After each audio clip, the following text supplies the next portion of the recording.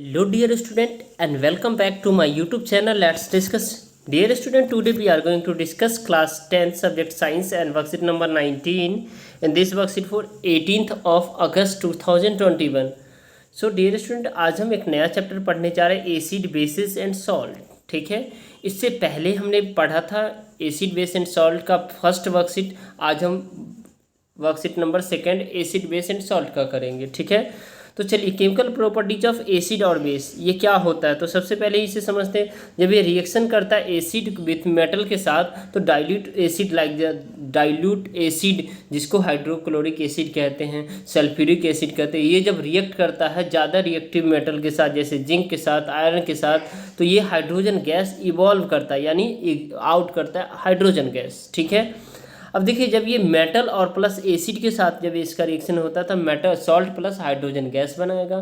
जब reaction zinc के साथ होगा तो डाइल्यूट सॉल्यूशन H2SO4, तो ये जिंक प्लस H2SO4 तो जिंक सल्फेट बनाएगा और फिर हाइड्रोजन गैस इवॉल्व होगा. राइट, अब इसमें आपको देखना है डियर स्टूडेंट ये जो है ना, ठीक है, देखिए कि ये किस तरह से जो है ना ये जो प्रोसेस है इस प्रोसेस को ही इसमें समझाया गया है.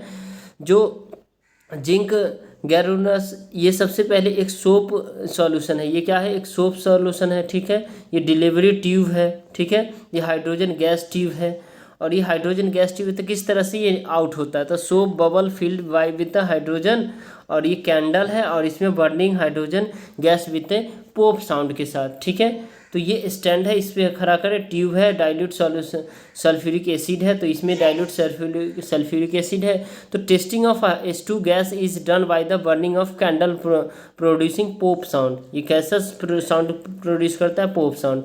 Nitric acid HNO3 does not produce H2 gas with the metal except the magnesium and manganese. Right, अब इसमें हमें ये देखना है डियर स्टूडेंट जो कि ये बेहद ही खास हो जाता है जो reaction of acid and bases with the metal इसके साथ क्या होता है. ठीक है, तो when the metal react with the is dilute acid और salt hydrogen gas form, hydrogen gas का निर्माण होता है. द मोर रिएक्टिव मेटल्स, जैसे सबसे ज़्यादा इससे पहले हमने वर्कशीट नंबर जो है ना आई थिंक 15 या 14 में कराया था, 14 में कराया था आपको जो रिएक्टिविटी सीरीज याद करना है. तो आपको रिएक्टिविटी सीरीज याद करेंगे तभी आपको, और जिन बच्चों ने कर लिया वो तो वेल एंड गुड है, जिन्होंने नहीं किया वो कर लीजिए. ठीक है, तो मोर रिएक्टिव मेटल जो है ना सोडियम है, मैग्नीशियम है, एल्युमिनियम है और कैल्शियम है. तो मोर रैपिड रिएक्शन, तो जो जिसका रिएक्टिविटी ज़्यादा होता है उसमें रिएक्शन जल्दी होता है. ठीक है, जिसमें कम रिएक्टिविटी होता है जैसे कॉपर है, सिल्वर है, मरकरी है, Hg पारा है. ठीक है, ये कम रिएक्टिव होता है किसके साथ? डाइल्यूट एसिड के साथ. अब आपको देखना है जिंक जो है ना जब हाइड्रोक्लोरिक एसिड के करेगा तो जिंक क्लोराइड बनाता है और हाइड्रोजन इवॉल्व होता है. रिएक्शन ऑफ बेस के साथ जब मेटल का होगा तो ये strong base react with the active metals produce hydrogen gas. जब स्ट्रॉन्ग बेस जैसे जिंक क्या है? स्ट्रॉन्ग बेस है जो सोडियम हाइड्रोक्साइड के साथ, तो ये सोडियम जिंकोट बनाएगा और हाइड्रोजन गैस बनाएगा. अब आपको इसमें देखना है डियर स्टूडेंट जो कि बेहद ही आसान सा आज का वर्कशीट है. ठीक है, इजी है. Reactions of acid with the metals oxide and bases with the non metallic oxides. तो acid react with the metallic oxides, जब एसिड मेटालिक ऑक्साइड्स के साथ रिएक्ट करता है तो basic oxide to form the salt and water बनाता है. जब it kind of the neutralisation reactions होता है इसमें. उसके बाद मेटालिक ऑक्साइड जब एसिड के साथ करता है तो सॉल्ट और वाटर बनाता है जैसे ये CaO और HCl, तो ये CaCO2 और H2O बनाता है. ठीक है, जबकि बेस रिएक्ट करता है नॉन मेटालिक ऑक्साइड के साथ तो एसिडिक फॉर्म बनाता है जिसमें सॉल्ट और वाटर का निर्माण होता है. Right, it is a kind of the neutralisation reactions होता है. और नॉन मेटालिक ऑक्साइड बेस के साथ जब होता है तो सॉल्ट और वाटर का निर्माण होता है. कार्बन डाइऑक्साइड का जब आप COH का हॉल 2 से करेंगे तो CaCO3 हो जाएगा और वाटर हो जाएगा. राइट, अब इसमें बेहद ही आसान से प्रश्न पूछे गए हैं डियर स्टूडेंट जो कि 5 प्रश्न है. इस सभी प्रश्न का एक एक करके आपको आंसर बता रहा हूँ. तो आइए इसके सॉल्यूशंस को देखते हैं. राइट, क्वेश्चन नंबर हमारा फर्स्ट है right chemical reactions of iron, magnesium, calcium with the hydrochloric acid and the sulphuric acid H2SO4 है. तो इसके साथ केमिकल रिएक्शन लिखना है. तो ये इसका सारा आंसर है डियर स्टूडेंट. जब आयरन को हम HCl के साथ रिएक्ट करेंगे तो FeCl2 और H2 गैस इवॉल्व होगा। जब मैग्नीशियम को हाइड्रोक्लोरिक एसिड के साथ जब हम रिएक्ट करेंगे तो मैग्नीशियम क्लोराइड होगा और हाइड्रोजन गैस इवॉल्व होगा। जब कैल्शियम को हाइड्रोक्लोरिक एसिड के साथ तो CaCl2 और हाइड्रोजन गैस इवॉल्व होगा।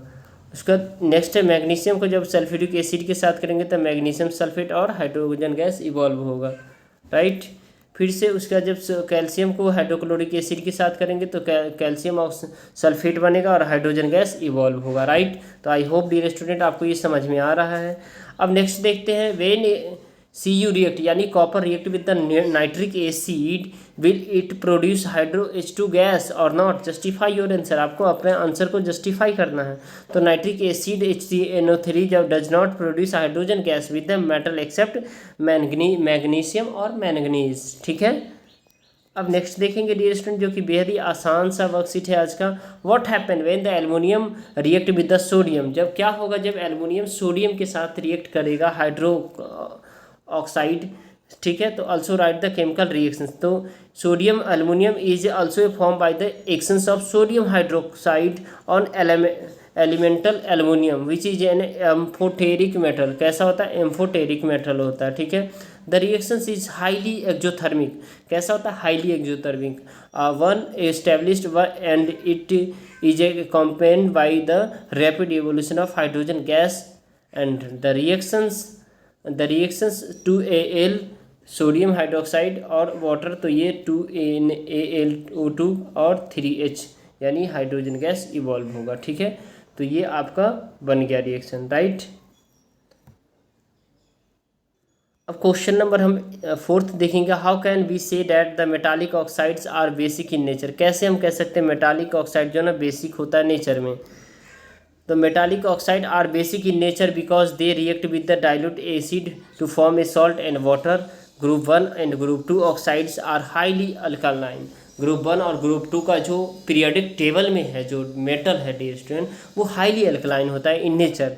That's why group 1 called the alkaline metal and the group 2 is called the alkaline earth metal, right. अब क्वेश्चन नंबर नेक्स्ट देखेंगे। It's a too easy. Did you ever notice why your mother never stores pickles or chutney in the metallic container? क्या आपने notice किया आपकी mummy अचार वगैरह को तांबे के बर्तन वगैरह में क्यों नहीं रखती है, ठीक है, मेटल में। Pickles generally contain citric acid which naturally react with the metal producing a salt hydrogen gas when they stored in the metal containers and thus they spoil both the container and the pickles। तो container और pickles भी spoil हो जाता है। Then the reactive metal react with the acid therapy and make it is a harmful to human body and can be cause various health issues. Okay dear student, अगर आपको ये worksheet अच्छा लगा तो डेफिनेटली इस वर्कशीट को like कीजिए। हमारे चैनल पे नए तो चैनल को सब्सक्राइब कीजिए और वीडियो को शेयर कीजिए ज़्यादा से ज़्यादा जितना हो सके।